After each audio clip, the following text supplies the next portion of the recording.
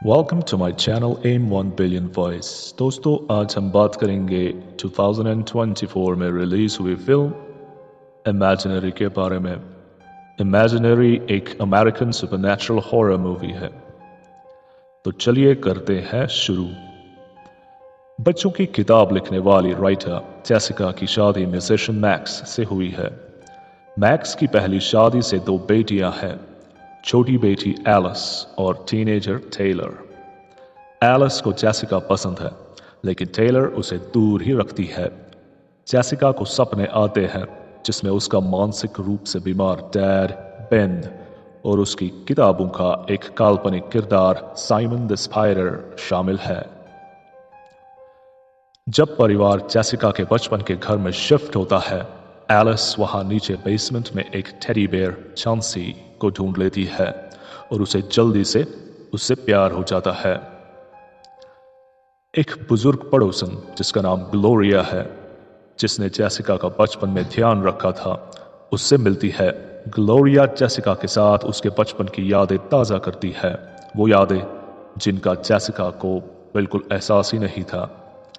Alice और Taylor की मानसिक रूप से डिस्टर्ब असली माँ समंथा है।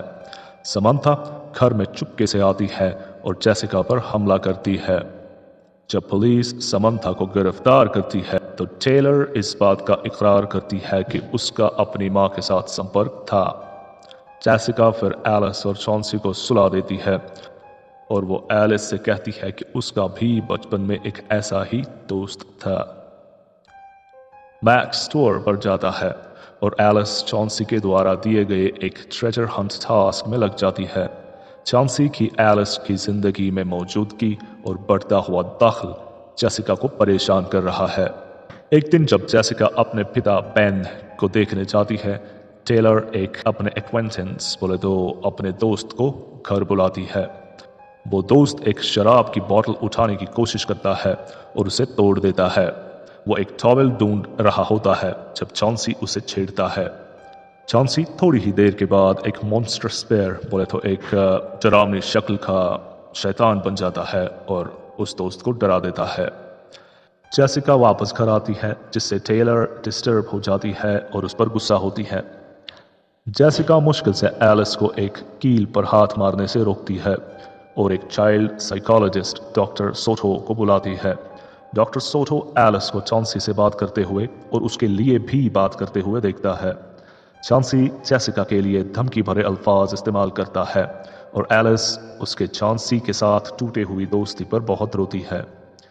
जेसिका बाद में देखती है कि सिर्फ उसके और एलिस के सिवा कोई भी चॉन्सी को नहीं देख सकता है। डॉक्टर सोटो फिर जेसिका को अपने एक पुराने पेशेंट की वीडियो दिखाता है, जिसमें वो भी वही शब्द नेवर एवर का इस्तेमाल करता है जैसे एलिस करती थी। एलिस चॉन्सी से बात करते हुए गायब हो जाती है, जिसका टेलर अपनी स्टेप मदर जेसिका पर दोष डालती है। टेलर ग्लोरिया से मिलती है, जो उसे बताती है कि चॉन्सी भी जेसिका के बचपन का काल्पनिक दोस्त था। ग्लोरिया टेलर को समझाती है कि काल्पनिक दोस्त वो आत्मा होती है जो बच्चों से जुड़ जाती है और अगर उसे छोड़ दिया जाए तो वो खतरनाक बन सकती है, जो जेसिका ने चॉन्सी के साथ किया था। घर में जेसिका अपनी पुरानी चीजें देखती है और चॉन्सी और नेवर एवर के कुछ स्केचेस पाती है। तीनों महिलाएं ट्रेजर हंट टास्क को पूरा करती है, जिससे एक चमकता हुआ दरवाजा दिखाई देता है जो नेवर एवर रेल्म तक जाता है। नेवर एवर रेल्म में ग्रुप एक दरवाजा देखता है जो जेसिका के रिप्रेस्ड मेमोरीज को दिखाता है।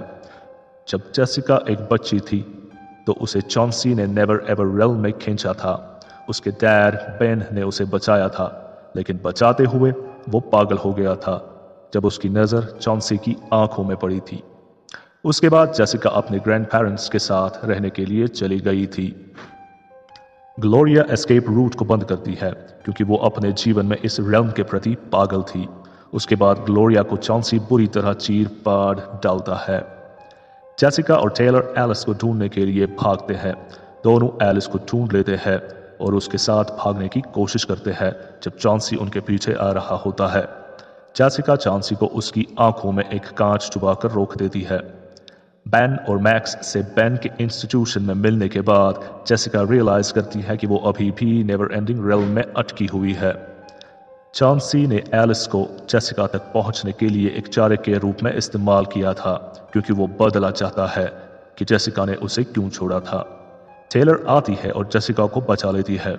चांसी अपना असली रूप ले लेता है, जो साइमन द स्पाइडर का है।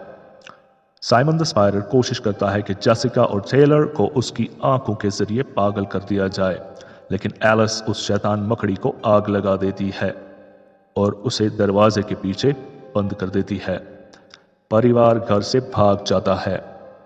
परिवार एक होटल में चेक इन करता है, लेकिन एक बच्चा अपने टेडी बेयर के साथ खेल रहा होता है, जो बिल्कुल चांसी की तरह दिखता है।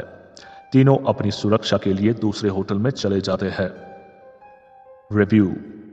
कहानी एक डरावनी कहानी है, जहां एक परिवार अपने बीते हुए वक्त का सामना करता है और एक डरावने टेडी बेयर चांसी के रूप में शैतानी ताकतों से लड़ता है।